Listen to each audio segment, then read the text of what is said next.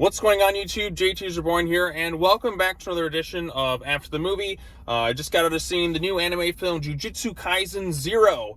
It's based on the anime series. In fact, it's actually a prequel to the anime series, JuJutsu Kaisen.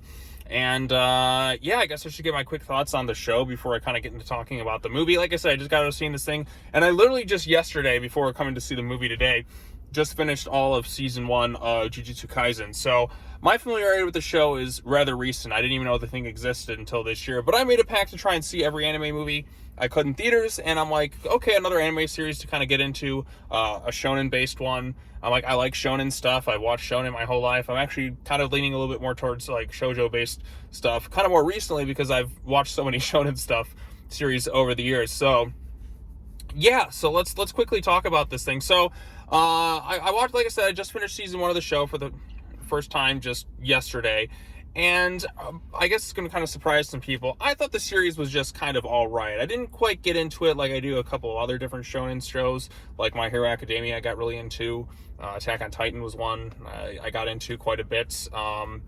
But yeah, like the JuJutsu Kaisen, I'm like, yeah, I thought it was fine. Like, I thought it was all right. I didn't really get into it as much as I think a lot of other people did. So going into this movie, I didn't really have the highest of expectations. And I'm like, okay, well, this is a prequel. You don't necessarily have to, I've heard you don't necessarily have to have seen the show, which is true for the most part. Though, when some characters kind of pop up at the end of the scene, you're like, okay, who is this? Why should I care?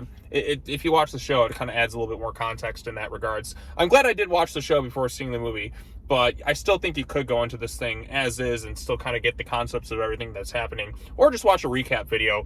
And then, so I went to this movie, I'm like, okay, let's see how this thing turns out. And in all honesty, I wish this was the first season of the show, because I actually thought this was quite good. The storyline was far more interesting than what was going on there. There's a bit of a really dark, tragic backstory with one of the characters from JuJutsu Kaisen, Yuta, who's the main lead this time around.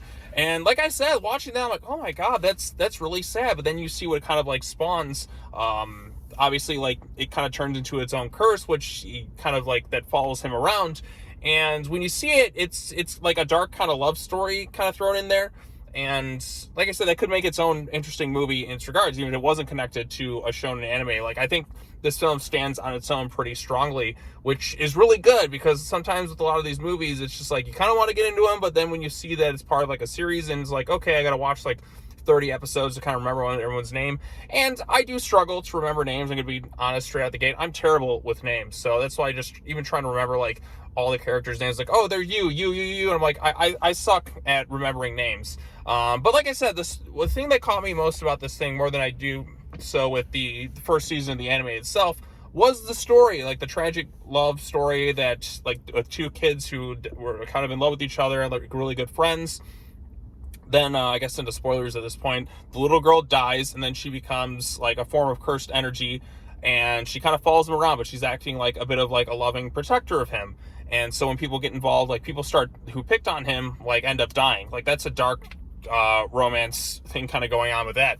Then he ends up getting enrolled by Gojo, who was in the show, into Jujutsu High School. There's a couple of other students in there as well. Like I said, this is a prequel to the main storyline of the TV show. So, like, the main lead's not in this one. The pink-haired guy, Yuji, I'm trying to remember everyone's names at once. But yeah, so like I said, it's just focused on this, like, smaller group of characters, which I liked. And then you also get this villain. The villain was great in this thing. Like, he was extremely funny and charismatic. Kind of reminded me a bit of Frieza in a way, because he's always calling everybody monkeys. I did see the English dub to this, by the way. Yeah, he's always calling everyone monkeys, trying to, like, kill everyone off who he feels is inferior to, like, the JuJutsu sorcerers, so kind of the everyday people who can't see curses and all that. He wants to, like, manifest the main character's curse and kind of absorb it so he can kind of gain more power. But like I said, he was extremely funny. Like, I like villains who are extremely funny, egotistical, and just kind of have fun, like, prancing around and stuff. It kind of reminds me a bit of, like, Professor Ratigan from, like, Great Monster Detective. Has an extreme ego, like a massive monster ego, but he's also, like, really, really funny. And, like, every time he's on screen, I'm like, I'm laughing, I'm having a good time. He's taking selfies, he's cracking jokes. I'm like, this guy is very entertaining and extremely charismatic. Unfortunately, like I said, spoilers ahead, he meets an untimely end, but he made for a great, like, one-off villain. I'm like, man, this guy was fun. Like, I want to see more villains like this, because the show didn't really have that per se. They were much darker, more sinister type villains, but they didn't have quite the charismatic presence that this guy did. Like I said, this guy, like, I really enjoyed him. Like, I was laughing quite a bit in the theater whenever he's kind of having like his like sense of humor. Like, okay, more villains like this, egotistical, dark, and have a great sense of humor about them. So villain was really solid. Animation was done by Mappa, who I know has worked on it some bits of Attack on Titan. Animation was really good. Like, the action sequences are nice and visually done, very creative. I'm not so familiar with all the whole cursed energy power stuff, so it just kind of felt like, I guess anything can kind of happen in this thing. Whereas in something like, well, I guess because it's kind of a newer series and I just finished season 1, trying to remember everything is like really tough, and just kind of the rules of everything. But you can kind of get a rough idea of things like, okay, various curses give them powers that kind of like can trump one power, one, you know, go over another one. And like I said, you just kind of have to kind of get into it and accept it. So you don't know, like, necessarily, it's tough to figure out like the limitations of the world in this thing. I guess that's just kind of the way it is with a lot of shonen things. Like, okay, well, I know the power base is like here, but I don't know if this is necessarily here.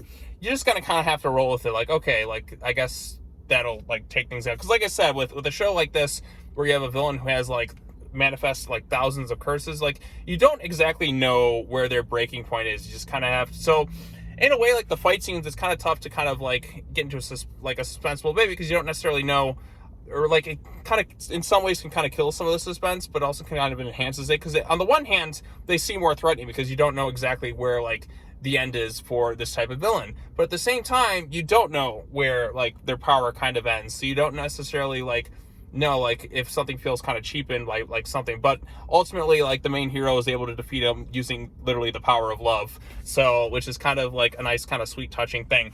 But yeah, so that's kind of like rough thoughts on the movie. I did enjoy it overall. Like I said, action scenes were good. The dark tragic love story like kind of sprinkled into there. Like I said, this is a shonen based thing, but there's a bit of like a dark shoujo like twist to it all. And I'm surprised this thing is PG-13, because I saw, what is it, like Demon Slayer last year. This is far more violent than Demon Slayer was, at least in my humble opinion. I actually like this movie a little bit more than the Demon Slayer movie, and I actually like the first season of Demon Slayer more than I like the first season of JuJutsu Kaisen, which is kind of like interesting how they kind of worked out. But like I said, the story of this thing is what kind of kept me invested, and kind of like the sadness kind of at the end there too was like, he kind of puts on the little engagement ring and he kind of has to say goodbye to someone who's been kind of following him around the whole time. Like, and you see the character crying. I'm like, okay, this is kind of emotional stuff right here. It's like a dark tragedy where you just like, it didn't work out in the end. Like, you feel really bad for the main lead here, but now you realize that he's kind of reborn a bit by the end of the movie,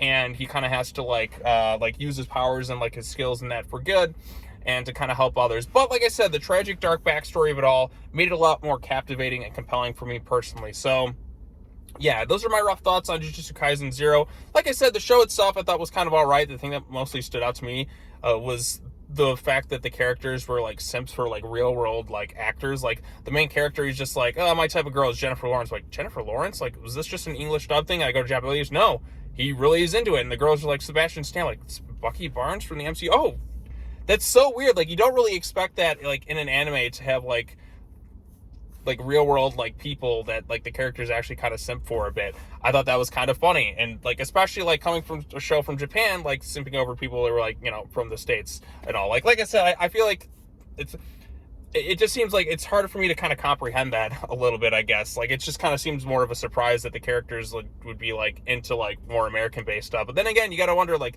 people like me are into stuff from Japan. They got to remember that kind of goes both ways. They can, you know, be into stuff here in the States and that too. So it's all kind of fascinating stuff. So yeah, those are my quick thoughts on JuJutsu Kaisen 0. Like I said, I wasn't too huge into the series itself, but the movie, like, I gained a newfound respect for the anime. It makes me kind of want to go back and kind of revisit it now that I've seen the movie. But like I said, the movie story is stronger than season 1 of the shows.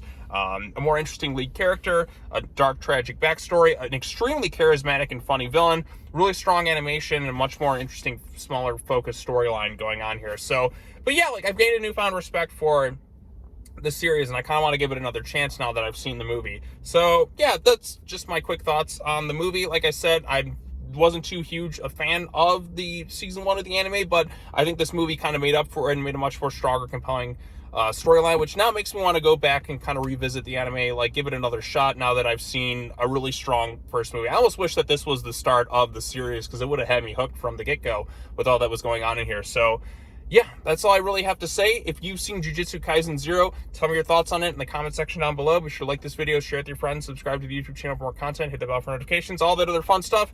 Be sure to come back next time, as I'm sure I got some more videos coming up along the way. But until then, thanks so much for watching. As always, take care now. Bye-bye then, and I will see you all in the next video. Peace.